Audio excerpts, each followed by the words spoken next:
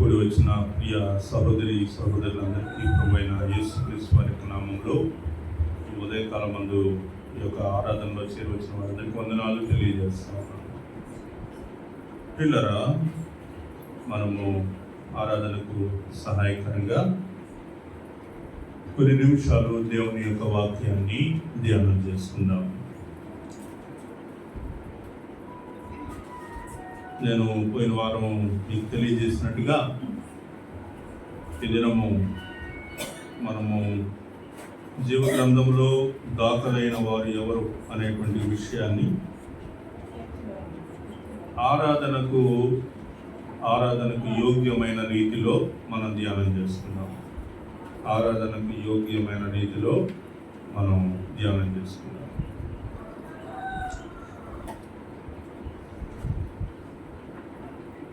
వాక్య భాగం దానియేలు గ్రంథం 12వ అధ్యాయము 1-2 వచనాలను మనం చదువుదాం. దానియేలు గ్రంథం 12వ అధ్యాయము 1-2 వచన భాగాన్ని చదువుతాం. ఆ కాలమందు నీ జనుల పక్షమున నిలిచినట్టి మహా అధిపతి యొక్క మికాయేలు వచ్చును. అప్పుడు నీ జనులు రాజ్యంగా కూడిన కాలము మొదలుకొని ఈ కాలం వరకు ఎన్నటికీ కలుగునంత ఆపద కలుగును. అయితే నీ జనులలో గ్రంథమందు దాఖలైన వారెవరో వారు తప్పించుకున్నారు.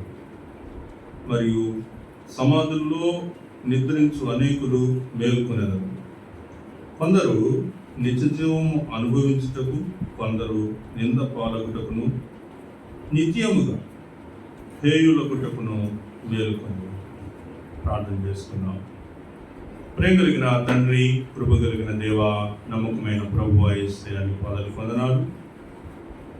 ఈ ఆదివారము పరిశుద్ధ దినమందు నీ సన్నిధిలో చేరి నీ బల ఎదుట నేను ఆత్మతో సత్యముతో ఆరాధించి కీర్తించి గణపరచి నీ బలలో చేవేయుటకు గాను మమ్మలను మేము పరీక్షింపబడుటకు, మమ్మల్ని మేము సిద్ధపరచుకున్నటకు, నీ వాక్యము చేత బలపరచబడుటకు మీరు మాకు ఇచ్చిన ఈ యొక్క వాక్యముకై వందనాలు, స్తుతులు, స్తోత్రాలు చెల్లిస్తాము.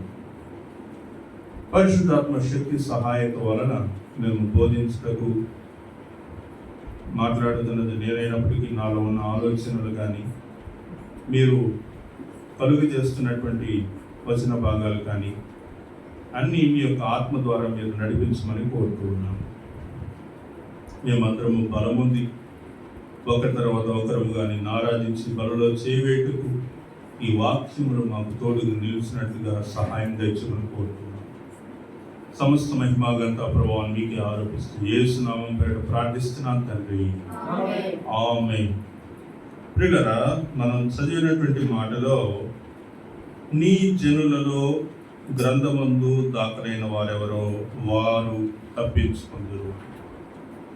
నీ జనులలో గ్రంథమందు దాఖలైన వారెవరో వారు తప్పించుకుంటారు అనే వచనాన్ని మనము చదువుతాము.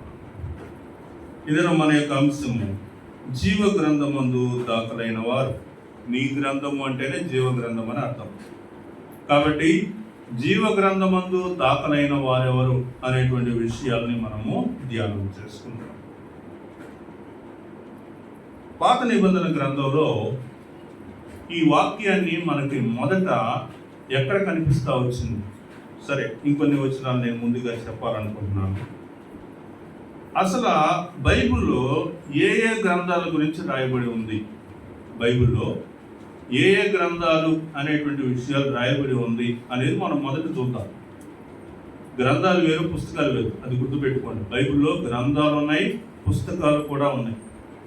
పుస్తకాలు అనేటువంటి చిన్న పుస్తకాలు అన్నమాట, నోట్బుక్ లాంటి. నోట్బుక్స్ని ఏమన్నాడు? పుస్తకాలు అన్నాడు అనమాట బైబిల్లో. గ్రంథాలు అనేటువంటివి అవి పుస్తకాలు కాదు, అంటే చిన్న పుస్తకాలు కాదు. గ్రంథస్థం చేయబడినటువంటి విషయాలు అంటే అది ఫెయిర్ ఇన్ఫర్మేషన్ అని, ఇంకా దాంట్లో మార్పులు చేర్పులు అనేటువంటి ఏమీ లేకుండా ఒక ఒక పట్టీలో రాసేటువంటి విషయాలుగా చెప్పేటువంటి వాటిని గ్రంథస్థం చేయబడినటువంటి విషయాలు అంటారు. అంటే ఆ వాక్యానికి లేకపోతే అక్కడ రాయబడినటువంటి విషయానికి ఏముంటుందంటే ప్రూఫ్ ఉంటుంది. ఏముంటుంది చెప్పండి? ప్రూఫ్ అనేది ఉంటుంది అనమాట. అలాంటి విషయాలన్నీ గ్రంథస్థం చేయబడినటువంటి విషయాలుగా ఉన్నాయి అన్నమాట. ఏమున్నాయంటే ఆదాము వంశావళి గ్రంథం ఉంది, తర్వాత నిబంధన గ్రంథం అని, నిబంధన గ్రంథం అన్నా, ధర్మశాస్త్రం అన్నా, మోషే గ్రంథం అన్నా, యెహోవా గ్రంథం అన్నా ఒకటే మాట. వీటన్నిటికీ ఒకటే మాట. అలాంటి గ్రంథాల పేర్లు ఉన్నాయి.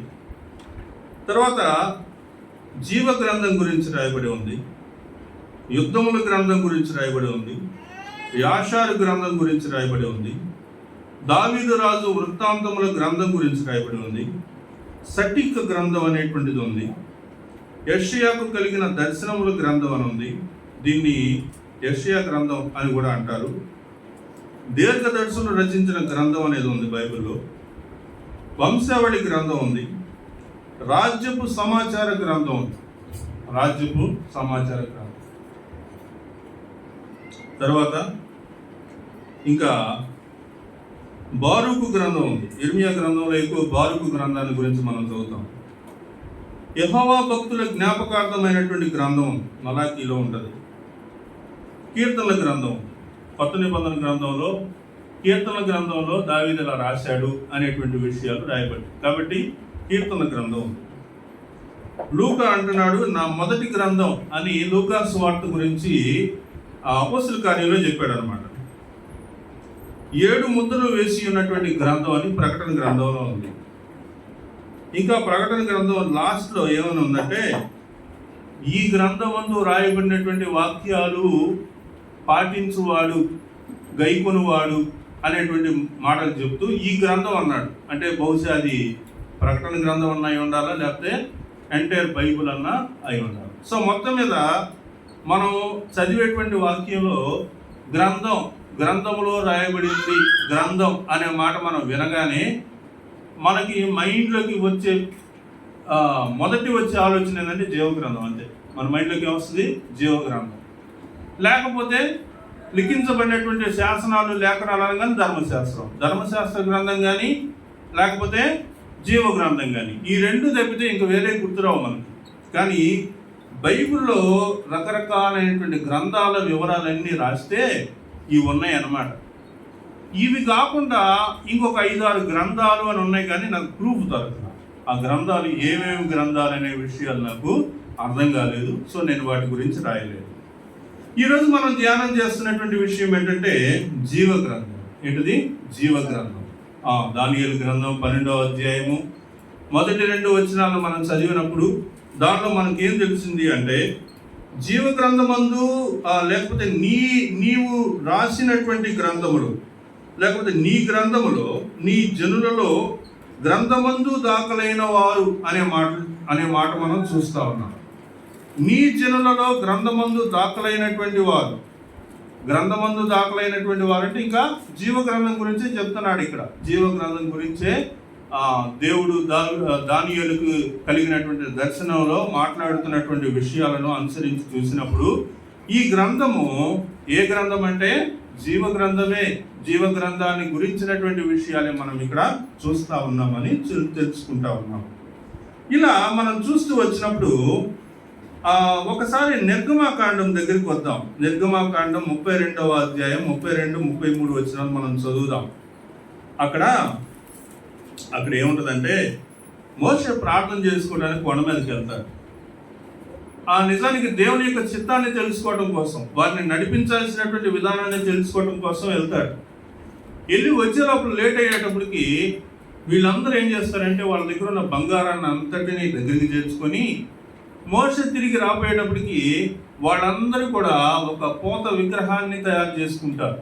ఒక దూడని, వాళ్ళు బంగారపు దూడను తయారు చేసుకొని ఇదే మా దేవత, ఇదే మా దేవుడు అని చెప్పేసి ఆ దేవతకు, బంగారు దేవతకు వాళ్ళు బలులు అర్పిస్తా, పూజలు చేస్తా, దాని ఎదుటి నాట్యం చేస్తూ ఉంటారు. దీని అంతటినీ ఒక్క మాటలో ఏం చెప్పాడంటే పాపము చేస్తూ వచ్చారు. వాళ్ళు ఏం చేస్తూ వచ్చారు? పాపము చేస్తూ వచ్చారు. 32వ వచనం చూద్దాం. అయ్యో, నీవు వారి పాపమును ఒకవేళ పరిహరించితివా, లేని ఎట్లా నీవు రాసిన నీ గ్రంథములో నుండి నా పేరు తుడిచివేయమని బతిమాలుకొనుచున్నానని చెప్పారు. మోషే ఆ దేవునితో చెప్తా ఉన్నాడు, అయ్యో వీళ్ళు పాపం చేశారు, ఇంతవరకు వీళ్ళు బాగానే జీవించారు, ఇంతవరకు వీళ్ళు కట్టడలు, నీవు ఇచ్చినటువంటి కట్టడలు, న్యాయ విధులు, ఆజ్ఞలు ఇవన్నీ పాటిస్తూనే వచ్చారు. అయితే కొద్దిగా ఎడబాటు కలిగింది, కొద్దిగా తేడా వచ్చింది. కొద్దిగా దేవుని యొక్క చిత్తమును అనుసరించి నడిపించేటువంటి మోషే అనేటువంటి ప్రవక్త, దేవుని యొక్క మనిషి, దేవుని యొక్క దైవజనుడు ఏమయ్యాడంటే కొద్దిగా దూరం అయిందనమాట. ఆయన ప్రార్థన చేసుకోవడానికి వెళ్ళి వచ్చేటప్పటికి లేట్ అయింది. వాళ్ళ మనసులో వేరే రకాలైనటువంటి ఆలోచనలు వచ్చినాయి. వాళ్ళు ఏం చేశారంటే వాళ్ళ కోసం ఒక దేవుణ్ణి తయారు చేసుకుని బంగారంతో చేసుకుని దాన్ని పూజిస్తా ఉన్నారు.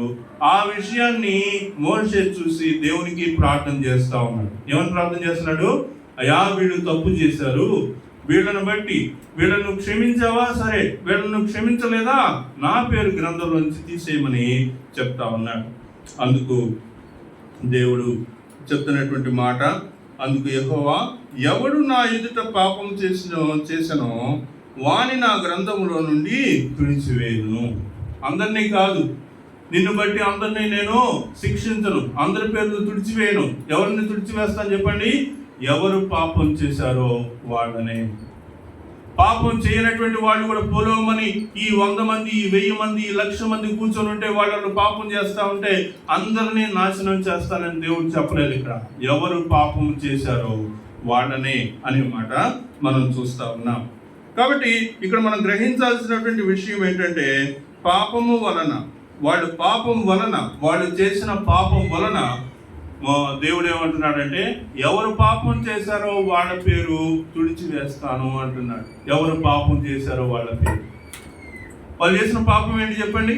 వాళ్ళు చేసినటువంటి పాపం ఒక విగ్రహాన్ని పెట్టుకొని దేవునికి మారుగా పరిశుద్ధుడైనటువంటి దేవుడు, నేనే అని చెప్పబడినటువంటి దేవుడు, సైన్యములకు అధిపతి యొగినటువంటి దేవుడు, ఈ రోజులో మనం ఆలోచించినట్లయితే మన కొరకు ప్రాణం పెట్టినటువంటి ప్రభు, మన కొరకు ఈ భూలోకంలో కన్య మరియు గర్భాన జన్మించినటువంటి ప్రభు, మన కొరకు హింసలు, శోధనలు, అవమానాలు భరించినటువంటి ప్రభువు, ఆయన ఏం చేశాడంటే ఆ రోజున వాళ్ళు పాత నిబంధన గ్రంథం ప్రకారం మనం చూసినప్పుడు వాళ్ళు అలాంటి ప్రభువుని, అలాంటి దేవుణ్ణి వాళ్ళు మరచి వాళ్ళు విగ్రహారాధనలోకి దిగినటువంటి వారుగా కనిపిస్తా ఉన్నారు. తర్వాత మనం మరి యొక్క వచ్చిన భాగాన్ని చూద్దాం. చూడండి, కీర్తనలు 139వ కీర్తన 16వ వచనాన్ని చూద్దాం. 139వ కీర్తన 16వ వచనాన్ని మనం చూద్దాం. నేను పిండమునై ఉండగా నీ కన్నులు నన్ను చూచెను. నియమింపబడిన దినములలో ఒకటైనా కాకమునిపే నా దినములన్నీ నీ గ్రంథంలో లిఖితములాయెను. కాబట్టి నేను పుట్టక మునిపే, ఎప్పుడు నేను పుట్టక మునిపే అంటే నేను పిండమునై ఉండగా, నేను ఇంకా తల్లి గర్భములో పిండమునై ఉండగా, ఇంకా ఏమన్నాడండి? వాటిలో పిండమునై ఉండగా నా కన్నులు నిన్ను చూచెను. నియమింపబడిన దినములలో ఒకటైనా కాక మునిపే. నియమింపబడినటువంటి దినములు అంటే ఏంటి? ఈ భూలోకంలో మనిషికి దినములు నియమింపబడ్డాయి. దినములు ఏమయ్యాయి? నియమింపబడ్డాయి. నేను ఫోన్ తెచ్చుకోవట్లేదు కాబట్టి కొన్ని విషయాలు నాకు గుర్తులేవు, కానీ ఆ నాన్న బ్రతికిన దినాలు 58,000 ఎంతో, 58,000 దినాలు ఏమో 365 × 73 వేస్తే దాదాపుగా 10 అంటే 3,000, 30,000, అదే దాదాపుగా అదే 50,000 కాదులేండి, 38,000, 42,000 అవుతున్నాయి. అన్ని దినాలు మా నాన్నగారు ఈ భూలోకంలో జీవించారు. కాబట్టి ఈ భూలోకంలో మనిషి ఎన్ని దినాలు జీవించాలి అనేటువంటిది ఒక లెక్క దేవునికి ముందుగానే తెలుసు. ఆయన ఏం చేశాడు? ఆ దినములన్నీ నీ గ్రంథములో లిఖితములాయను. కాబట్టి ఈ భూలోకంలో మనిషి యొక్క అందరి మనుషుల యొక్క పేర్లు ఆయన గ్రంథంలో ఉన్నాయి అని చెప్పడానికి ఇది ఒక రుజువు అన్నమాట. అర్థమైందా? ఇప్పుడు తుడుపు పెట్టేది ఎవరిది? తుడుపు పెడతాడు? అందరి ఉన్నాయి కదా, అందరి యొక్క పేర్లు గ్రంథంలో ఉన్నాయి. ఎప్పుడు ఉన్నాయి? ఈ భూలోకంలో మనిషి జన్మించక మునిపే వాళ్ళ యొక్క జీవిత దినాలన్నీ, ఎన్ని దినాలు అన్నీ కూడా ఆయన యొక్క గ్రంథంలో లిఖించబడ్డాయి. మరి తుడుపు పెట్టాల్సినటువంటి పరిస్థితి ఎప్పుడు వచ్చింది? ఎప్పుడు తుడుపు పెడతాడు దేవుడు అంటే పాపం చేసినప్పుడు. అంటే ఆయన యొక్క గ్రంథంలో మన పేరు ఉంది, అయితే ఆయన ఎప్పుడు తుడుపు పెట్టడానికి ప్రయత్నం చేస్తాడు? ఎప్పుడన్నా చెప్పాడు? అందరూ కాదు, ఎవరు పాపం చేశారో వారి పేరు మాత్రమే నేను ఆ గ్రంథంలోంచి తీసివేస్తాను. కాబట్టి ఎవరి పేరు ఆ గ్రంథంలో ఉండదు అంటే పాపం చేసినటువంటి వారి యొక్క పేరు గ్రంథంలో ఉండదు అనే విషయాన్ని మనము తెలుసుకుంటా ఉన్నాం. కాబట్టి జీవ గ్రంథంలో నీవు దాఖలయ్యావు, నీ పేరు దాఖలయ్యింది, కానీ తుడుపు పెట్టేటువంటి స్థితిలో ఉన్నావా అనేది నువ్వు ఆలోచించుకోవాలి. నా పేరు జీవ గ్రంథంలో ఉంది, కానీ నేను చేసినటువంటి తప్పు వలన, నేను చేసిన పాపం వలన, ఆ పాపాన్ని ఒప్పుకోకపోవటం వలన నా పేరు ఆయన తుడుపు పెడతాడు అనే విషయాన్ని మనము గ్రహించాలి. 69వ కీర్తన 28వ వచనం చూడండి. 69వ కీర్తన 28వ వచన భాగం. జీవ గ్రంథములో నుండి వారి పేరును తుడుపు పెట్టుము, నీతిమంతుల పట్టిలో వారి పేర్లు వ్రాయుము. ఈ అధ్యాయంలో 69వ కీర్తన మనం చదివినప్పుడు ప్రభువారి గురించినటువంటి విషయాలు కొన్ని మనకు తెలుస్తాయి. 9వ వచనంలో నీ ఇంటిని గురించినటువంటి ఆసక్తి నన్ను భక్షిస్తున్నదని, 21వ వచనంలో వారు చేదులు నాకు ఆహారముగా పెట్టిరి, నాకు దప్పి అయినప్పుడు చిరకను త్రాగనిచ్చిరి అనేటువంటి ఈ మాటలు క్రీస్తు ప్రభు వారి యొక్క జీవితాన్ని గురించినటువంటి విషయాలు ఈ యొక్క అధ్యాయంలో మనకు తెలుస్తాయి. ఈ అధ్యాయం మొత్తాన్ని మనం చదివితే యేసుక్రీస్తు యొక్క జీవితము, ఆయన యొక్క సేవ ప్రారంభం దగ్గర నుంచి ఆయనను ఎంతమంది ఎలాగా ఎదుర్కొన్నారు, ఎలా హింసించారు, ఎలాగ అవమానించారు అనేటువంటి విషయాలన్నీ కూడా చెబుతూ చివరికి 21వ వచనంలో వారు చేదును నాకు ఆహారముగా పెట్టిరి, నాకు దప్పి అయినప్పుడు చిరకను త్రాగనిచ్చిరి అనేటువంటి మాట చెప్తా ఉన్నాడు. ప్రియులరా, ఈరోజు మనము ఆరాధనకు సహాయకరంగా ధ్యానం చేస్తున్నటువంటి ఈ యొక్క వాక్య భాగంలో కాబట్టి మనము ఎవరి పేర్లు గ్రంథంలో ఉంటాయంటే దాదాపుగా అందరి పేర్లు గ్రంథంలో ఉంటాయని మనకి అర్థమవుతుంది. అయితే అందరి పేర్లు అంతం వరకు ఉంటాయంటే ఉండవు అనేది కూడా అర్థమవుతుంది. ఎప్పుడు మన పేరు తుడిచివేయబడుతుంది అంటే పాపం చేసినప్పుడు మన పేరు తుడిచివేయబడుతుంది. దేవుడు మన యొక్క పాపాన్ని బట్టి, మనం చేసినటువంటి అపరాధాన్ని బట్టి మన పేరు తుడిచేస్తాడు అనే విషయం మనకి తెలుస్తూ ఉంది. కాబట్టి అలా తుడిచివేయబడకుండానట్లుగా మనము సరి చేసుకోవాల్సినటువంటి వారిగా ఉంటూ ఉన్నాం. రక్షింపబడినటువంటి వారి పేర్లు గ్రంథంలో లిఖించబడినటువంటి అని చెప్పొచ్చు, అయితే అది తుడుపు పెట్టకుండా మనము చూసుకోవాలి. చివరిగా ఈ మాటని మనం చూద్దాం. చూడండి, ప్రకటన గ్రంథము 3వ అధ్యాయము, ప్రకటన గ్రంథము 3వ అధ్యాయము 1 నుంచి 5 వచ్చిన భాగాల్ని మనం చదువుదాం. సార్దీసులో ఉన్న సంఘపు దూతకు ఇలాగూ వ్రాయము. సార్దీసులో ఉన్న సంఘపు దూతకు ఇలాగూ వ్రాయము. 7 నక్షత్రములను దేవుడు 7 ఆత్మలను గలవాడు చెప్పు సంగతులేవనగా, నీ క్రియలు నేను ఎరుగుదును. ఈరోజు ఈ యొక్క ఆరాధనలో చేరి వచ్చినటువంటి మీరు, క్రీస్తు ప్రభు వారి యొక్క శరీర రక్త మాంసాలను భుజించబోతున్నటువంటి మీరు, ఆయనను ఆత్మతో సత్యముతో ఆరాధించబోతున్నటువంటి మీరు, సార్దీసు సంఘం యొక్క పరిస్థితులను ఒకసారి మీరు కూడా ఆలోచిస్తే బాగుంటుందని నేను అభిప్రాయపడతా ఉన్నాను. నీ క్రియలను నేను ఎరుగుదును, ఏవనగా జీవించుచున్నావన్న పేరు మాత్రం ఉన్నది కానీ నీవు మృతుడవే. జీవించుచున్నావన్నటువంటి పేరుంది, రక్షింపబడ్డామన్నటువంటి పేరుంది, బాప్తిసం తీసుకున్నావన్నటువంటి పేరుంది. కేవలం నేను బాప్తిసం తీసుకున్నాను. ఎప్పుడు తీసుకున్నావు? ఎప్పుడో సంవత్సరాల క్రితం నేను బాప్తిసం తీసుకున్నాను. పేరుకి నీ పేరేం పేరు? విశ్వాసి. పేరుకి నీ పేరేం పేరు? క్రైస్తవుడు. పేరుకి నీ పేరేం పేరు? నువ్వు క్రీస్తులో రక్షింపబడ్డావు అన్న పేరు మాత్రం నీకుంది. కానీ నీ యొక్క ఆత్మీయ స్థితిని పరిశీలనగా చూస్తే, ఒక్కొక్కరి యొక్క జీవితాన్ని ఆత్మీయ స్థితిలో మీరు ఎలా ఉన్నారు అని మిమ్మల్ని పరిశీలనగా చూస్తే ఏం కనిపిస్తా ఉందండి? నీవు మృతుడవే. జీవిస్తున్నాను, నేను క్రైస్తవుడినే అనేటువంటి ఆలోచన మాత్రం ఉంది. కానీ స్థితి చూస్తే, ఆత్మీయ స్థితి చూస్తే ఎలా ఉంది చెప్పండి? మృతతుల్యమైనటువంటి ఆత్మీయమైనటువంటి స్థితిగతులు మనకి కనిపిస్తా ఉన్నాయి.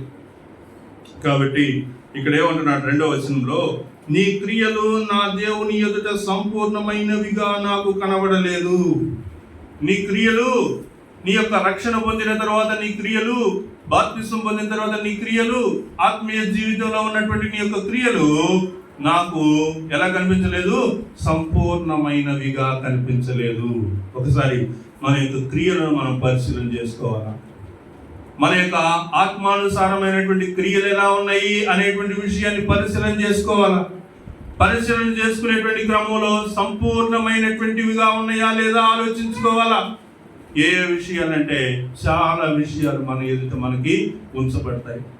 ప్రియులారా, మనం ఆరాధించే విషయంలో సంపూర్ణమైనటువంటి స్థితిలో ఆరాధిస్తున్నామా? పూర్ణ మనస్సుతోటి ఆరాధిస్తున్నామా? ఆయనను ఆరాధించువారు ఆత్మతోనూ సత్యముతోనూ ఆరాధించవలెను. పూర్ణమైనటువంటి ఆత్మతోటి, నీ యొక్క పూర్ణ ఆత్మతోటి, పూర్ణ శక్తితోటి, పూర్ణ బలముతోటి ఆయనను ఆరాధించాలనేటువంటి వాక్యం మనకున్నది కదా. కాబట్టి పూర్ణమైనటువంటి మనసు, సంపూర్ణత అనేటువంటి హృదయంతో మనం ఆరాధించాలి. కానీ ఏదో ఒక ఆరాధనని మనం ఒకసారి నేర్చుకొని ప్రతిసారి అదే ఆరాధన చేస్తూ ఉంటే, ప్రతిసారి ఏమాత్రం ఎదుగులేనటువంటి ఆరాధన, ఏమాత్రం ఫలభరితం కానటువంటి ఆరాధన మనం చేస్తూ ఉన్నట్లయితే ఎలా ఉన్నామండి చెప్పండి? మనము జీవించుచున్నాం అనేటువంటి విషయం అయితే ఉంది, రక్షించబడ్డామన్న పేరైతే ఉంది, క్రైస్తవులం అనేటువంటి పేరైతే ఉంది. కానీ దానివల్ల ఉపయోగం లేదు. చచ్చినటువంటి స్థితిలోనే ఉన్నటువంటి పరిస్థితి మనకు కనిపిస్తూ ఉంది. కాబట్టి ఏమంటున్నాడు? నీ క్రియలు నా దేవుని ఎదుట సంపూర్ణమైనవిగా నాకు కనబడలేదు కనుక ఏం చేయమంటున్నాడండి? జాగరూకుడవై చావనయ్యున్న, చూడండి, జాగరూకుడవై చావనయ్యున్న మిగిలిన వాటిని బలపరచుము. ఎటు రక్షణలో చచ్చిపోయేటువంటి స్థితిలో ఉన్నావు, అంటే మృతుడివే అని చెప్పాడు రక్షణ విషయంలో. చావనై ఉన్నటువంటి కార్యాలు, ఇంకా రిమైనింగ్ వేరే వేరే విషయాలు, ఆత్మీయమైనటువంటి క్రియల్లో ఇంకా ఎలా ఉన్నావు? చచ్చేటువంటి పరిస్థితిలో ఉన్నావు. ఆ చచ్చేటువంటి పరిస్థితులను ఏం చేయమంటున్నాడు? మిగిలిన వాటిని బలపరచమంటున్నాడు. సరే, ఆరాధన చేస్తున్నావు అనేటువంటి విషయం ఏదో తాత్కాలికంగా కనిపిస్తుంది. మరి మిగిలినటువంటి విషయాలు, క్రియలు కలిగినటువంటి విశ్వాసానికి సంబంధించి సంఘంలో మనకు ఉండవలసినటువంటి క్రియల గురించి మనం చూసినప్పుడు ఏం కనిపిస్తా ఉన్నాయమ్మా? ప్రభుకి ఇచ్చేటువంటి విషయంలో చావనై ఉన్నటువంటి స్థితిలో ఉన్నావా? ఆయన యొక్క కార్యాలు, సువార్త ప్రకటించేటువంటి విషయంలో ఎలా ఉన్నావు? ఇతరులను పురుకొల్పేటువంటి విషయంలో ఎలా ఉన్నావు? ఇతరులకి సమాజంలో మన యొక్క సాక్ష్యం చెప్పేటువంటి విషయంలో ఎలా ఉన్నావు? ఇంకా అనేక రకాలైనటువంటి విషయాలు మనం పరిశీలనగా చూస్తే వాక్యంలో ఎలా ఉన్నారంట? సార్థి సంఘంలో ఉన్నటువంటి వాళ్ళు చావనయ్యున్న మిగిలిన వాటిని బలపరచమని, జాగరూకుడవై చావనై ఉన్నటువంటి మిగిలినటువంటి విషయాల్ని బలపరచమని చెప్తా ఉన్నాడు. నీవేలాగు 3వ వచనంలో ఒకసారి చూడండి. నీవేలాగు ఉపదేశము పొందితివో, ఎలాగు వింటివో జ్ఞాపకము చేసుకుని, రక్షింపబడిన తొలి నాళ్ళలో నువ్వెలా దేవుని యొక్క వాక్యాన్ని శ్రద్ధగా విన్నావో, ఎలాగ ఉపదేశం పొందావో ఆ రోజుల్ని జ్ఞాపకం తెచ్చుకో. ఆ మొదట్లో ఉన్నటువంటి ఊపు, ఆ మొదట్లో ఉన్నటువంటి ఆ మంట, ఆ మొదట్లో ఉన్నటువంటి ఆ యొక్క పరిస్థితులను ఒకసారి జ్ఞాపకం తెచ్చుకొని అలాంటి జీవితాన్ని మరలా నువ్వు పొందుకో, అలాంటి జీవితాన్ని మళ్ళీ నువ్వు సంపాదించుకో అనేటువంటి విషయాన్ని ఇక్కడ చెప్తా ఉన్నాడు. జ్ఞాపకం చేసుకుని దాన్ని గైకొనుచు మారు మనసు పొందుము. మారు మనసు అంటే మళ్ళీ బాప్తిసం దగ్గరికి వెళ్ళబాకండి, ఆ మారు మనసు కాదు. ఇదేంటంటే నీవు రక్షణ పొందిన తర్వాత ఆయా విషయాల్లో నువ్వు సంపూర్ణతను పొందుకోవాలి. ఆ సంపూర్ణత పొందుకోవాల్సినటువంటి విషయాల్లో కొన్ని విషయాల్లో ఏమైపోయావు అంటే చచ్చేటువంటి స్థితిలోకి వచ్చావు. ఇంకేదో అయిపోయింది లేరా ఈ జీవితం అనేటువంటి పరిస్థితి దగ్గరికి వచ్చావు. ఆ కానుకలు ఇస్తే ఏముంది, ఇకపోతే ఏంది అనే పరిస్థితికి వచ్చావు. చప్పబడిపోయినటువంటి స్థితికి వచ్చావు. నీలో ఉన్నటువంటి ఆత్మ వెలిగించబడేటువంటి స్థితి నుంచి చచ్చిపోయేటువంటి స్థితి దగ్గరికి వచ్చింది. ఆ విషయాలను బట్టి నువ్వు చచ్చిపోకూడదు. చచ్చిపోతే ఏమవుతుందండి? చచ్చిపోతే ఏమవుతుంది? ఏమైంది? గ్రంథంలోంచి పేరు తుడిపి పెట్టబడింది.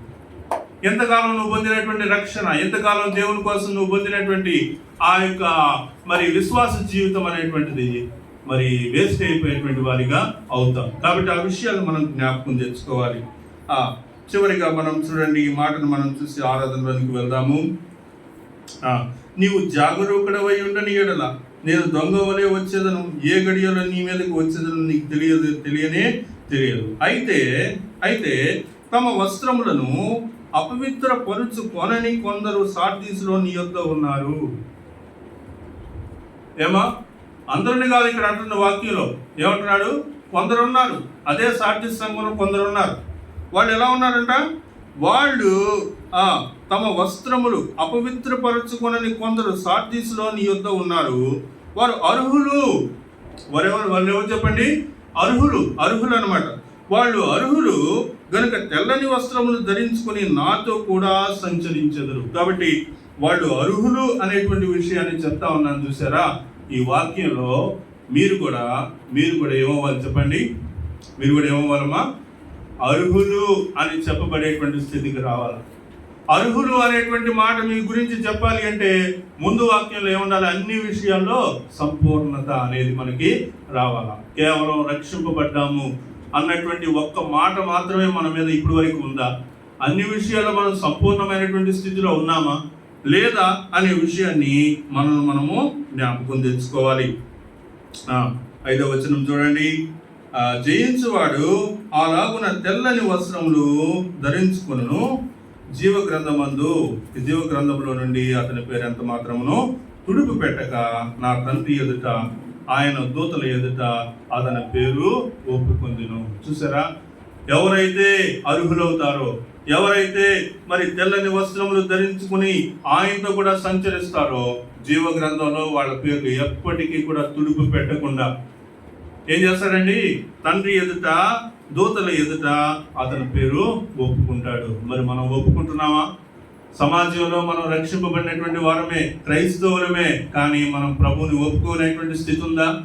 మనం ఎప్పుడైనా సమాజంలో మన యొక్క సాక్ష్యాన్ని ఇతరులకు చెప్పుకోగలిగినటువంటి ధైర్యం మనకుందా? సార్దీసు సంఘంలో చెప్పబడినటువంటి అనేక మంది ఉన్నారు. వారిలో కొందరు అర్హులు అని చెప్పబడ్డారు.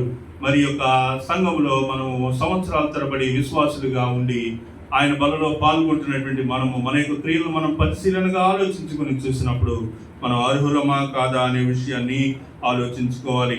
చివరిగా నేను మరలా దానియేలు గ్రంథం దగ్గరికి వస్తా ఉన్నాను. చూడండి, దానియేలు గ్రంథము 12వ అధ్యాయము. దానియేలు గ్రంథము 12వ అధ్యాయము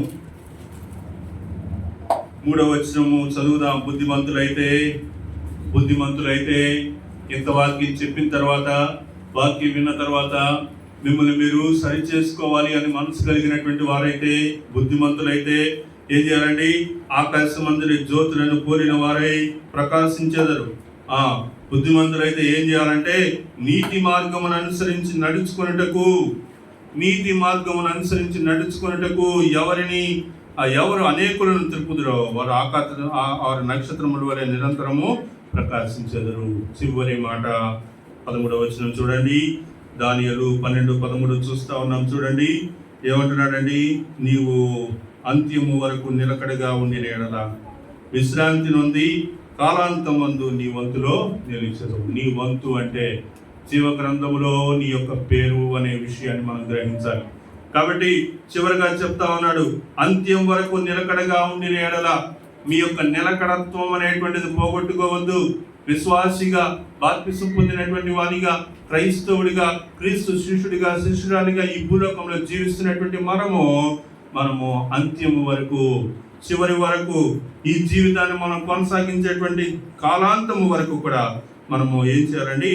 నిలకడగా ఉండిన ఎడల విశ్రాంతి నొంది కాలాంతమందు ఈ నీ వంతులో నిలిచెదవు. కాబట్టి జీవ గ్రంథంలో ఎవరి పేరు దాఖలై ఉంటుంది, ఎవరి పేరు తుడుపు పెట్టబడుతుంది అనేటువంటి విషయాలను మనము ఆరాధనకు సహాయకరంగా క్రీస్తు ప్రభు వారి యొక్క బలలో మనం ప్రవేశించడానికి గాను మన యొక్క రక్షణ జీవితాన్ని మనం ప్రశ్నించుకుంటూ దేవుని యొక్క వాక్యానికి విలువనిస్తూ ఆ వాక్య ప్రకారం జీవించుటకు మనము సరిచేసుకుందాం, బలపరుచుకుందాం. ఇంకా ఎవరైనా నీ యొక్క హృదయం దేవుని దృష్టికి అంగీకారంగా లేనట్లయితే నువ్వేమనుకోవాలమ్మా? అంగీకారంగా లేదు, నేను ఆరాధించలేను, నేను స్తుతించలేను, నేను ప్రభు బలలో చేయలేను అనుకుంటే నువ్వేం చెప్తున్నావు ప్రభుకి? ఏం చెప్తున్నావు ప్రభుకి?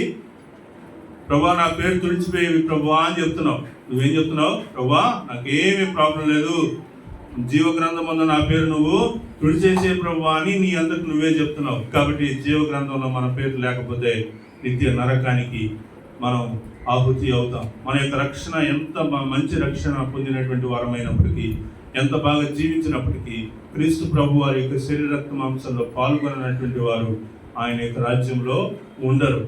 ఎందుకని? వాళ్ళని నేను ఎంత మాత్రము జీవ గ్రంథంలో వారి పేరు ఎప్పటికీ తుడుపు పెట్టకుండా వాళ్ళని గురించి తండ్రి ఎదుట దోతలు ఏటో ఒప్పుకుంటారని ప్రభు చెప్పాడు కదా. నువ్వు ఒప్పుకోవద్దు అంటున్నావు, నువ్వు తుడిచిపెట్టు అంటున్నావు. కాబట్టి అలాంటి మనసు మనం కాకుండా మనం మన యొక్క జీవితాన్ని ప్రభువుకి అప్పగించి, ప్రభువా నన్ను క్షమించండి, ఇన్ని సంవత్సరాలుగా, ఇన్ని దినాలుగా, ఇన్ని వారాలుగా నేను ఆరాధించలేదు, నాకు తెలియదు ప్రభువా జీవ గ్రంథంలో నా పేరు తుడిపి పెట్టబడుతుందని నేను అనుకోలేదు, నన్ను క్షమించండి అని మనసులో మీరు ఒక చిన్న ప్రార్థన చేసుకొని, ఆ తర్వాత ఎవరైతే ఇప్పుడు మీ యొక్క హృదయం దేవునికి దృష్టికి అంగీకారంగా లేదో వారు మొదట మనసులో ప్రార్థన చేసుకోవాలా. ఆ తర్వాత బయటికి మైక్లో మీరు వ్యక్తిగతంగా మీరు ప్రభుని ఆరాధించి, స్తుతించి, సిలువలో ప్రభు చేసిన త్యాగాన్ని తలపోసుకుంటూ ఆయనను ఆత్మతో సత్యంతో ఆరాధించి ఆ మీదట క్రీస్తు ప్రభు వారి యొక్క బలలో ప్రవేశించాలని క్రీస్తు పేరిట నా మాటలు ఇంతటితోటి ముగిస్తూ ఉన్నాను.